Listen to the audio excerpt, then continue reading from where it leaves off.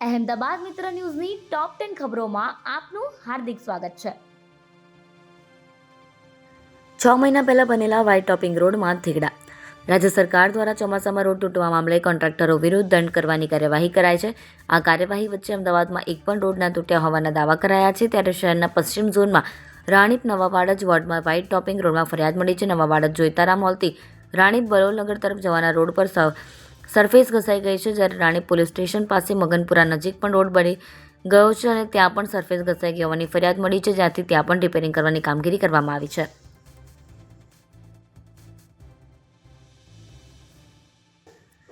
નાનીની પેરાલિસિસની પીડા જોઈ AI ગ્લવ્સનો idea આવ્યો। વિવો ઇન્ડિયા દ્વારા દેશભરની સીબીએસઈ સ્કૂલના વિદ્યાર્થીઓ માટે સ્પર્ધા રાખવામાં આવી હતી, જેમાં 37,000 કરતાં વધુ વિદ્યાર્થીઓ ભાગ લીધો હતો।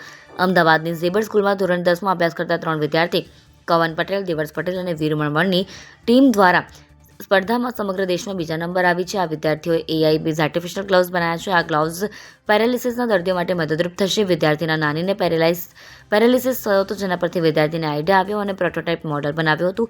આ ટીમને 6 લાખનું રોકડ ઇનામ પણ મળ્યું છે। અમદાવાદની સ્કૂલોમાં સુગર બોર્ડનો અમલ શરૂ। સીબીએસઈની સ્કૂલો બાદ ગુજરાત બોર્ડની સ્કૂલોમાં પણ બોર્ડ લગાવવાનો શિક્ષણ વિભાગે સુગર બોર્ડ લગાવવાનો શિક્ષણ વિભાગે નિર્ણય કર્યો હતો, જે અંતર્ગત અમદાવાદની સ્કૂલોમાં સુગર બોર્ડ શરૂ કરવામાં આવ્યું છે। એચબીકે સ્કૂલમાં વિદ્યાર્થીઓએ સુગર બોર્ડ તૈયાર કર્યું છે, જેમાં શું ખાવું જોઈએ અને શું ન ખાવું જોઈએ તથા કેટલી માત્રામાં સુગર ખાવી જોઈએ તે સહિતની તમામ માહિતી મૂકવામાં આવી છે। નાગદોષ વિધિ કરવાના બહાને 3 લાખ પડાવ્યા। અમદાવાદના સેટેલાઇટ પોલીસ મથકે મૂળ રાજસ્થાનના અને અમદાવાદના સેટેલાઇટમાં રહેતા ફરિયાદીએ સેટેલાઇટ પોલીસ મથકે ફરિયાદ નોંધાવી હતી કે ભરત પંડિત અને તેના બાપુએ નાગદોષ વિધિ કરવાના બહાને ઘરેણાં અને રોકડ રકમ મળીને કુલ 3 લાખ રૂપિયા જેટલી મત્તા પડાવી લીધી છે।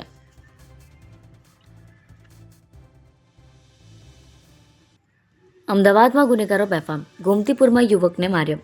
અમદાવાદ શહેરમાં પૂર્વ વિસ્તારના કેટલાક પોલીસ સ્ટેશનમાં સ્થાનિક પોલીસ ઇન્સ્પેક્ટરનો કંટ્રોલ ન હોય તે વાત હવે સ્પષ્ટ થઈ રહી છે। તેમાં પણ ખાસ કરીને ગોમતીપુર, વટવા જેવા વિસ્તારોમાં ગુનેગારો બેફામ બન્યા હોય।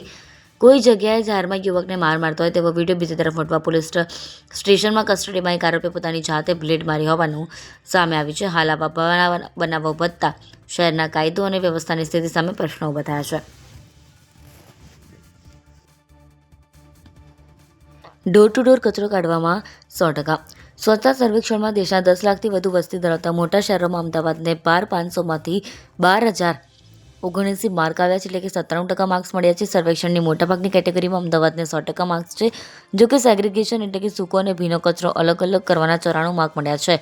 આ વખતના સ્વચ્છતા સર્વેક્ષણમાં વેસ્ટ ટુ એનર્જી પ્લાન્ટ, કચરાના નિકાલની કામગીરી, તળાવ સહિતના જળ સ્તરોની સફાઈ કામગીરીએ મહત્વની ભૂમિકા ભજવી હતી। સર્વેક્ષણમાં ધ્યાને લેવાયેલી બાબતોમાંથી 6માં અમદાવાદને 100% માર્ક મળ્યા છે। વેસ્ટ ટુ એનર્જી પ્લાન્ટમાં દરરોજ 3.60 લાખ યુનિટ વીજળી પેદા થાય છે। ગ્યાસપુરમાં આવેલા જિંદાલ વેસ્ટ ટુ એનર્જી પ્લાન્ટમાં શહેરભરમાંથી નીકળતા કચરાને પ્રોસેસ કરી દર કલાકે 15,000 યુનિટ એટલે કે દરરોજ 3.60 લાખ યુનિટ વીજળી પેદા કરવામાં આવે છે। હજુ આ ક્ષમતા 6 માસમાં વધારીને 4.80 લાખ યુનિટ કરાશે।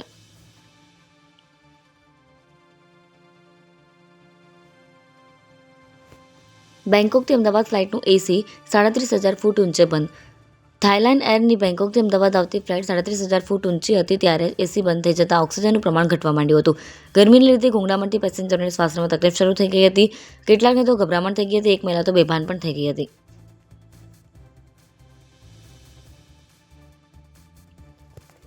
ચાર શખ્સોએ યુવકને રોડ પર ઢસડીને માર માર્યો।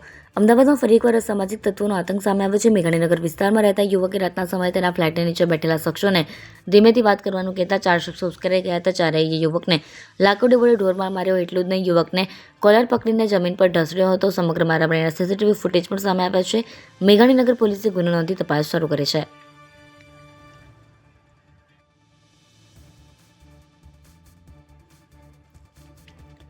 સાયબર ક્રાઇમ ગેંગના 6 સાગરીતો ઝડપાયા।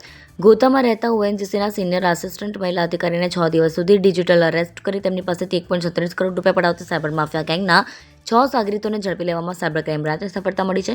જો કે ગયેલા રૂપિયા પરત આવશે કે કેમ તે અવઢવ છે।